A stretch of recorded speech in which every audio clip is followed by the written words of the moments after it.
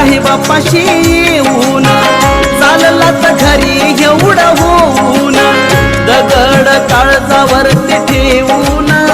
साहेब सांगती समजावून दुःख कसं करू लढी वाळाच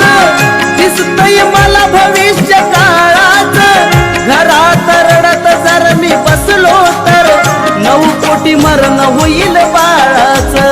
मनोगत सार ध्यान घेऊन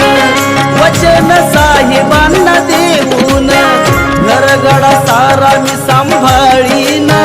यावे तुम्ही ज्ञान धन घेऊन परदेशी साहेब करी अभ्यास संसारी सोस तेरा मात्रास दोन्ही ठाई दोघाचा वनवास सीमाच नव्हती